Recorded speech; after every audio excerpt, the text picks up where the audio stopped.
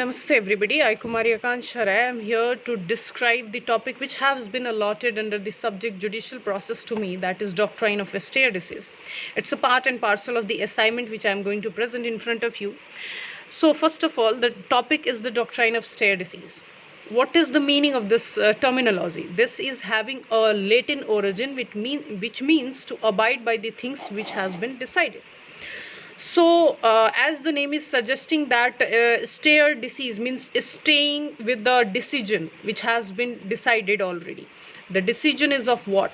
Of the courts, of the which has been decided by the court on the cases or on legal issues. A doctrine is nothing but a principle or instruction.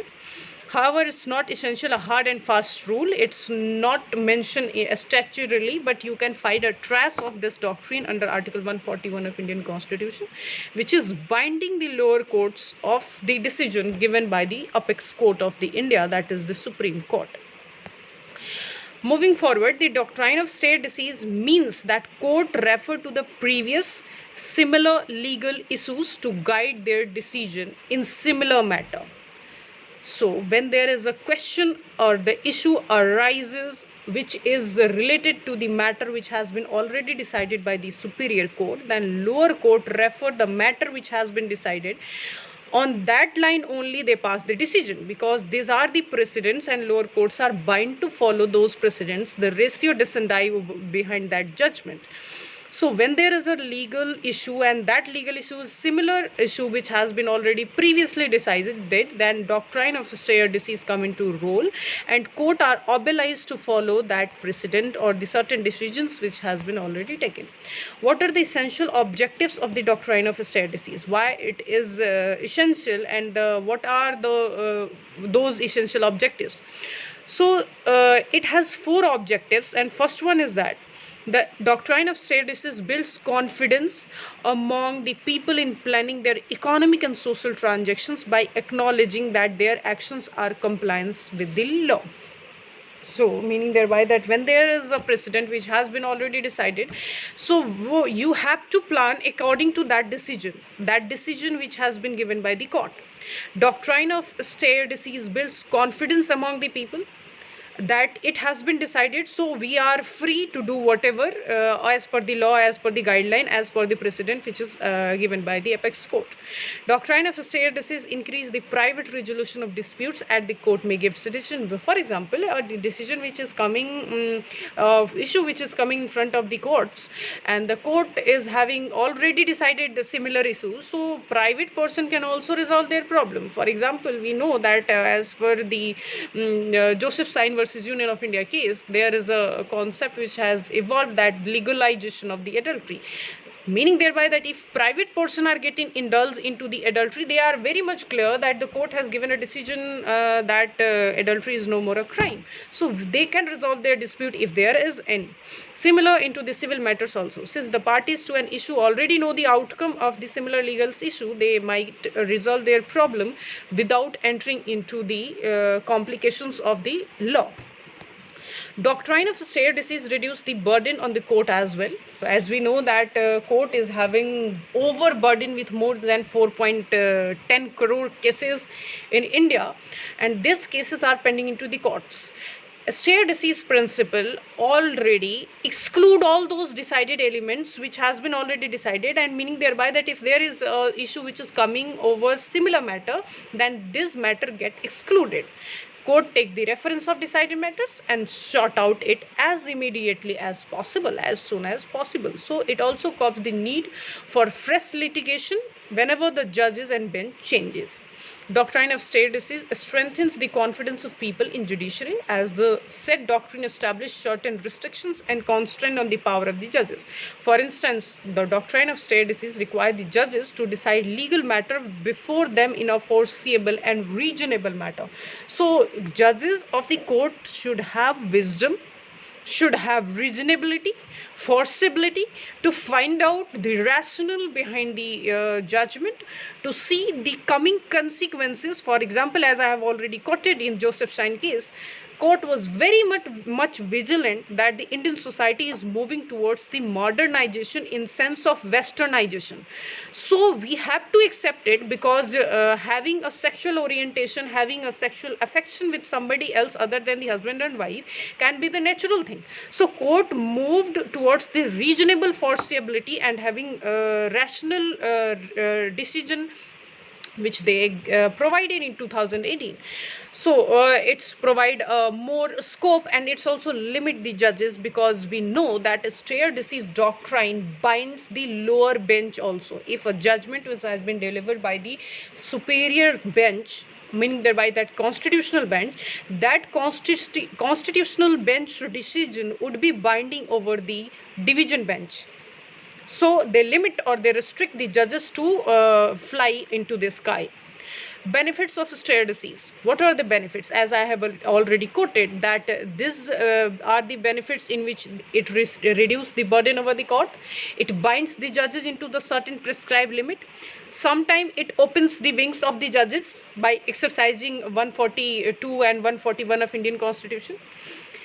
Precedent interest, the primary need in a legal system, which includes the factor of regularity, rationality, and stability. For example, we know that law is dynamic. We know that judicial activism is the part and parcel of the dynamism. So to reach towards that, one need to be rational, one need to be regular, one need to be consistent, but somehow or the other way you need to maintain the stability too. And judges has done so by exercising the doctrine of stare decisis. In Hari Singh versus State of Haryana, it was held that a judicial system that is administered by the court, one of the primary principles to keep note of is that the courts under the same jurisdiction must have similar opinion regarding similar legal question, issues, and circumstances.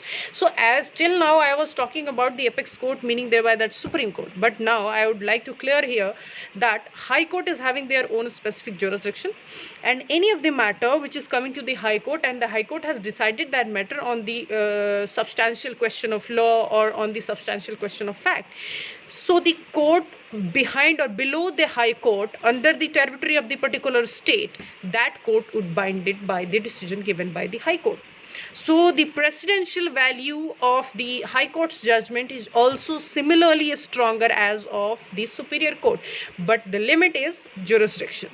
Other courts or other high courts can take the reference of another high court's judgment only as a obiter dicta, but they can't take it as a stare decisis. Doctrine of stare decisis reduce the need for successive litigation. Further litigation, multiple litigations they reduce it, and it further saves time and energy of judiciary, as it is not required to determine the same question of law or any other legal issue repeatedly. So when it comes to deciding a question of law, it is often witnessed that there is a huge possibility of arbitrariness and bias trying to keep it.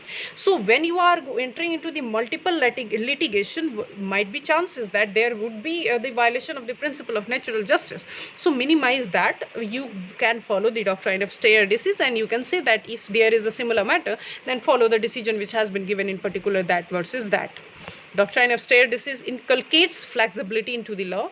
It can further be said that by the virtue of said doctrine, the law is modular as per the social, cultural, economic, and other circumstances. What are the disadvantages? As I have already quoted, that country or society is dynamic in nature. That dynamism, some or the other way, got affected by the doctrine of stare decisis. That dynamism is affected by the stability, by the staticness of the law. Because if you are passing a judgment which is restricted to the similar circumstances, or a particular circumstance or the case, might be possible that there could be a diversion in another case. That deviation or diversion required more concern by the judiciary, required another kind of wisdom by the judiciary. And if judiciary is forcing you to apply the doctrine of stare decisis on the similar matter, might be possible that its previous judgment was the huge miscarriage of justice. So you have to follow that. These are the disadvantages which judiciary can face, or the even lay person can face by applying the doctrine of stare decisis. Stare decisis doctrine is great hinder in all round development of the law, because it makes you restricted, limited to the particular decision. Further, in case of ICCI Bank versus Municipal Corporation of Greater Bombay 2005, it was held that decision given by the apex court must be read following the context of statutory provisions which have been interpreted by the court. So you can't go only on the facts of the case or the issue of the case. You have to apply the statutory implications which the court had applied into the particular matter.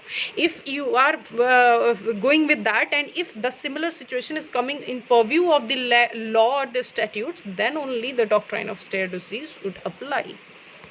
Effects of precedents on future decision of the courts. The doctrine of stare decisis is favored in judicial system because it encourages predictability, impartial and consistent development of legal principles, judgment laws.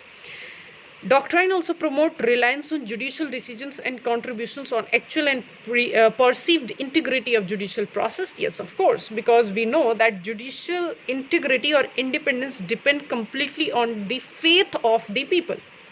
So if judiciary is much more stable and consistently giving such precedents which are binding over the lower courts, meaning thereby that people are having faith into judiciary, people are showing much more trust towards the judiciary have their own independence when establishing justice into the society.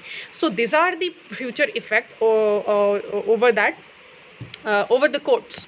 Further, the doctrine of stare decisis abides by the application of decision making in a consistent and certain manner, which in turn reflects in our legal culture, and it is prima facie display of the belief that such decision making consistency has a normative value within itself, and it's getting followed by the subordinate courts.